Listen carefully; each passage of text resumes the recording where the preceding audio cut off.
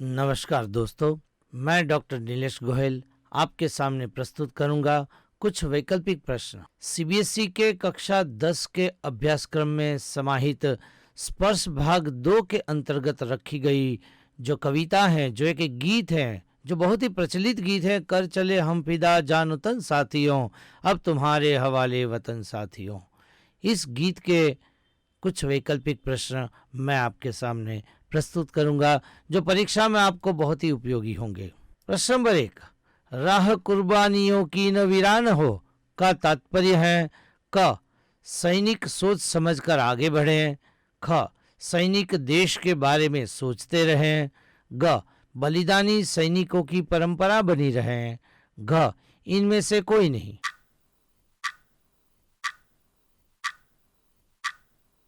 उत्तर होगा ग, बलिदानी सैनिकों की परंपरा बनी रहे। प्रश्न नंबर 2, सैनिक किसे सजाने के लिए कहते हैं? क, देश की कुर्बानियों को, ख, भारत माता को, ग, जश्न मनाने वाले को, घ, सैनिकों के काफिले को।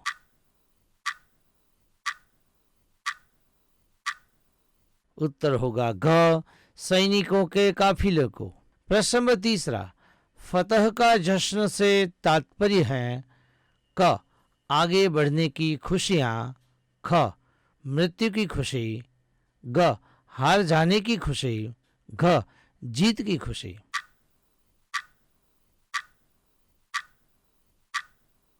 उत्तर होगा घ, जीत की खुशी। प्रश्न नंबर 4, सिर पर कफन बांधने का किस और संकेत है? दोस्तों, ये एक मुहावरा है, सिर पर कफन बांधना। क, सिर बचाने की ओर, ख, देश पर बलिदान की ओर, ग, सिर पर मुकुट पहनने की ओर, घ, जीवित रहने की ओर।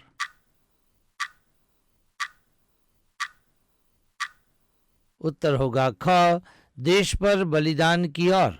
प्रश्न नंबर 5, काफिले शब्द का अर्थ है क, कायरों का गिरोह, ख, घोड़े का झुंड, ग, बलिदान देने वालों का झुंड, घ, यात्रियों का समूह।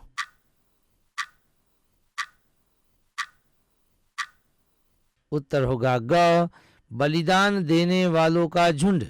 प्रश्न नंबर 6, इस काव्य की पृष्ठभूमि में कौन सी ऐतिहासिक घटना है? क, भारत पाकिस्तान का युद्ध, ख, भारत चीन का युद्ध, ग, भारत बांग्लादेश युद्ध, घ, भारतीय स्वाधीनता संग्राम।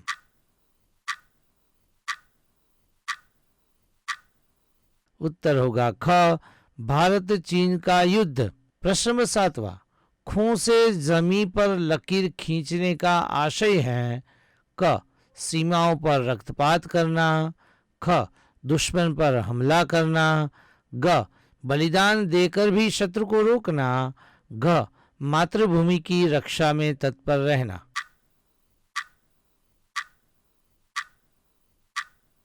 उत्तर होगा घ, मातृभूमि की रक्षा में तत्पर रहना।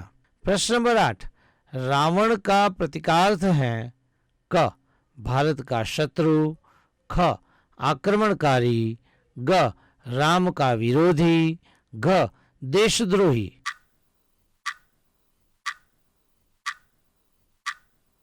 उत्तर होगा क, भारत का शत्रु।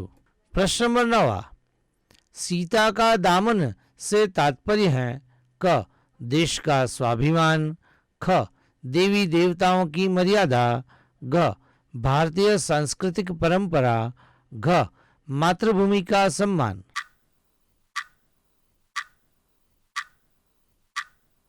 उत्तर होगा घ, मातृभूमि का सम्मान।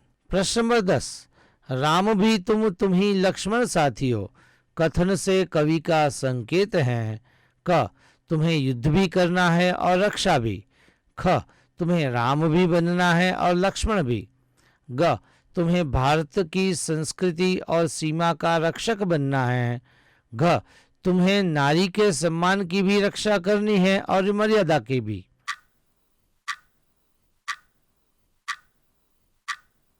उत्तर होगा ग, तुम्हें भारत की संस्कृति और सीमा का रक्षक बनना है। प्रश्न नंबर 11, साथियों शब्द का प्रयोग किसके लिए किया गया है?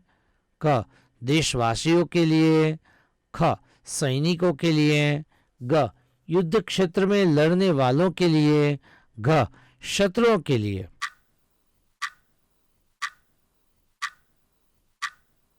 उत्तर होगा क, देशवासियों के लिए। प्रश्न नंबर 12, कुर्बानियों की राह कौन सी है? क, देश की भलाई की राह, ख, बलिदानी देशभक्तों की राह, ग, देश की प्रगति की राह, घ, राष्ट्र नायकों की राह।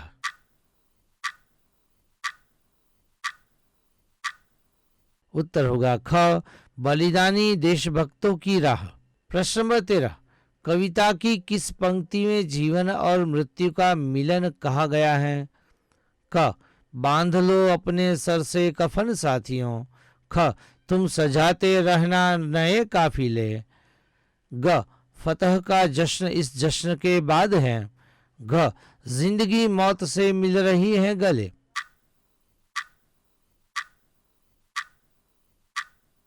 उत्तर होगा घ, जिंदगी मौत से मिल रही है गले। प्रश्न नंबर 14, किसके लिए जान देने की ऋतु रोज नहीं आती? क, प्यार के लिए, ख, मित्र के लिए, ग, देश के लिए, घ, धर्म के लिए।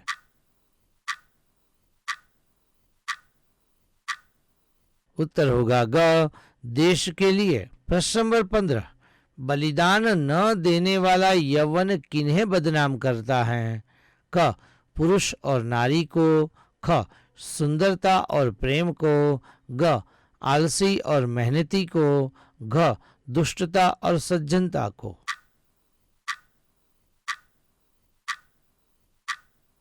उत्तर होगा ख, सुंदरता और प्रेम को। प्रश्न नंबर 16, कैसी जवानी को व्यर्थ माना जाता है? क, जो अपनी बहादुरी दूसरों को न दिखाएं, ख, जो दूसरों को न सताएं, ग, जो जबरदस्ती किसी का धन न छीने, घ, जो देश के लिए खून न बहाएं।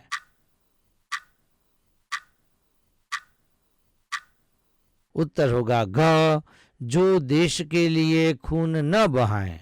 प्रश्न नंबर 17, धरती क्या बनी हुई है?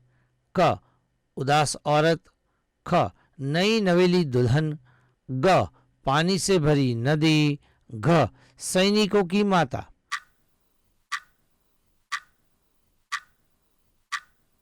उत्तर होगा ख, नई नवेली दुल्हन।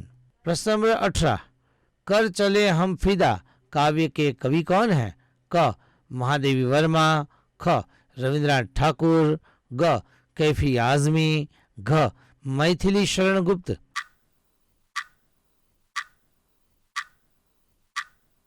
उत्तर होगा ग, कैफी आजमी। प्रश्न नंबर 19, इस काव्य में कवि की पुकार किसकी रक्षा के लिए है?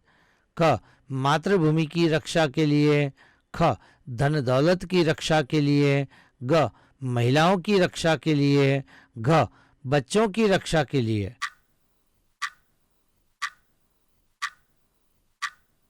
उत्तर होगा क, मातृभूमि की रक्षा के लिए।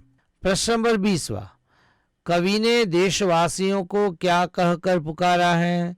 क, साथियों, ख, सैनिकों, ग, राम और लक्ष्मण, घ, ख और ग दोनों।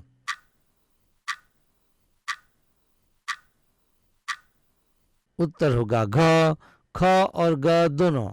मतलब कि कवि ने इस कविता में देशवासियों को राम और लक्ष्मण भी कहा है और साथियों कहकर भी पुकारा है। दोस्तों, मैं आशा करता हूं कि ये सारे प्रश्न आपको परीक्षा में बहुत ही उपयोगी होंगे। धन्यवाद।